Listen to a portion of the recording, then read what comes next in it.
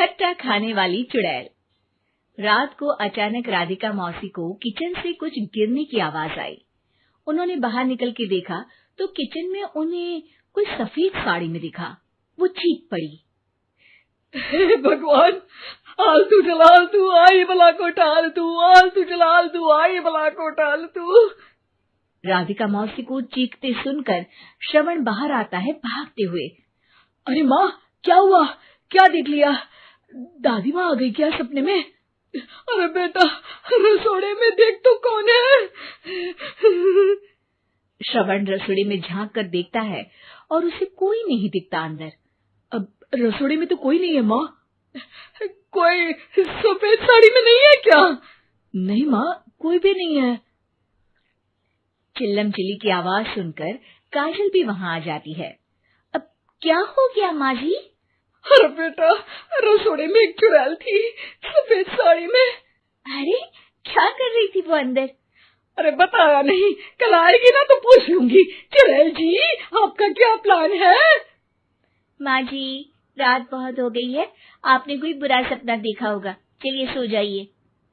राधिका मौसी सोने तो चली जाती है, पर उनको रात भर नींद ही नहीं आती। वो कुछ भी उलझुल बातें सोचने लगती है। कहीं चुड़ैल की वजह से तो घर में टेंशन नहीं हो रहा, कहीं उसी की वजह से तो वो दादी नहीं बन पा रही।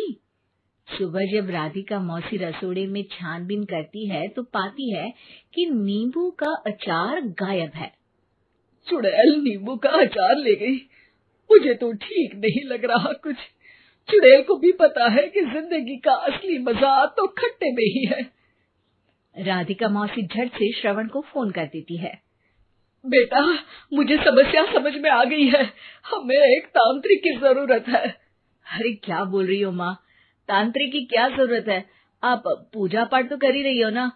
आलतू जलालतू मंत्र सारे फालतू जैसे कुछ मंत्र पढ़ो, चली जाएगी अपने आप चुड़ैल। अरे नहीं बेटा, कभी चुड़ैल को कम नहीं समझते। अरे तुझे पता भी नहीं चलेगा कि कभी वो छल करके काजल की जगह घर की बहू खुद बन जाएगी। क्या माँ, कुछ भी बोल रही हो? कहाँ काजल और कहाँ चुड़ैल? वैसे एक बात बताओ, काजल को अगर गाने के लिए बोल देना तो चुड़ैल काजल की आवाज सुनकर घर तो क्या, धरती लोग छोड़कर चली जाएगी। तुम ना पढ़े लिखे बच्चे हर चीज को मजाक समझते हो। तुम रहने दो, मैं खुद ही तांत्रिक को बुला लेती हूँ। अच्छा सुन, शाम को इमली लेके आना। क्या है कि चटनी खाए बहुत दिन हो गए है ना? नहीं माँ, इमली तांत्रिक से ही मंगवा लो ना, आटा वगैरह भी उसी से पिसवा लेना। देखो मुझे काम करना है।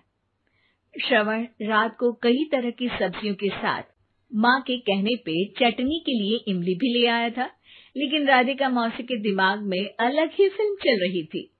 उन्हें अब सिर्फ शक ही नहीं यकीन होने लगा था कि शायद चुड़ैल ने श्रवण पर अपना जाल बिछा दिया था, जिस वजह से श्रवण उनकी बात ही नहीं मान रहा था। पर कोई नहीं, आने वाली रात में राधिका मौसी खुद तैयार हो गई चुड़ैल को पकड़ने के लिए। रुद्राक्ष की माला, तुलसी का पत्ता, हनुमान चालीसा सब हाथ के पास ही था, बस चुड़ैल का इंतजार था।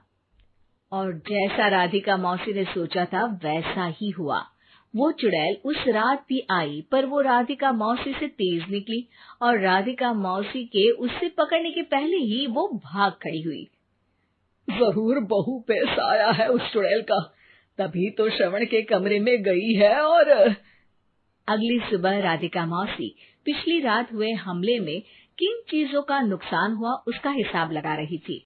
उनके खेमे से एक आम के अचार की शीशी भी गायब हो चुकी थी और वो इमली भी जो कल श्रवण लेकर आया था।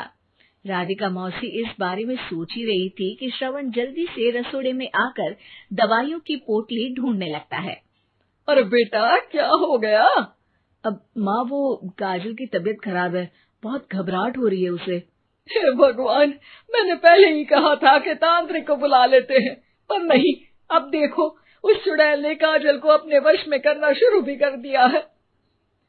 हालांकि श्रवण भूतों में विश्वास नहीं करता था, पर अब वो भी डर जाता है। और राजी हो जाता है एक तांत्रिक को बुलाने के लिए। कुछ ही घंटों में तांत्रिक आ जाते हैं और राधिका मौसी तांत्रिक जी को सब बता देती हैं।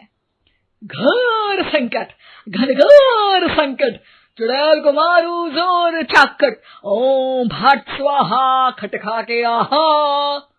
अरे ये क्या मंत्र है? मेरे खुद के ओरिजिनल मंत्र है, कल रात को ही लिखे हैं, अच्छे लगे तो दाद चाहूंगा। एक और मंत्र सुनो, अर्ज किया है आब्राकडाब्रा, दिल्ली बम्बई आगरा, चंदा मामा सोबरले सुरन मामू जारा। ये मंत्र है? अरे कोई चालीसा वालीसा पढ़ो ना। वक्त कम है, 40 नहीं पड़ेंगे, 20-25 में काम चलाना पड़ेगा। अलग निरंजन जाके लंदन, मुफ्त का मंजान घिस मेरे नंदन। अरे जल्दी करो तांत्रिक जी, जल्दी करो। तांत्रिक अपने उल झलूल मंत्र पढ़ने लगता है। श्रवण को तांत्रिक पे शक होता है। वो अपने एक डॉक्टर दोस्त को कॉल कर देता है ताकि कोई अनहोनी हो तो इमरजेंसी में चीजें मैनेज हो जाए। तांत्रिक धुनी रमाता है, जिसकी वजह से कमरे में काफी धुआं हो जाता है और जिसकी वजह से बहू की घबराहट बढ़ जाती है। अब भागेगी चुड़ैल। हाँ। बहू खांसते हुए धुएं से बचने के लिए बाहर चली जाती है। अरे भाग रही है, भाग रही है। पीछे पीछे श्रवण भी जाता है।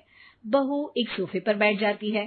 तभी डॉक्टर दोस्त आ जाते हैं और श्रवण को पानी लाने के लिए कहते हैं। थोड़े चेकअप के बाद डॉक्टर कहते हैं, मेरे हिसाब से जाप का काम पूरा हो गया है। क्या मतलब? अरे कुछ भी नहीं माँ, कोई चुड़ैल नहीं है, खुशखबरी है, अब दादी बनने वाली है। मगर वो सब अचार के डब्बे।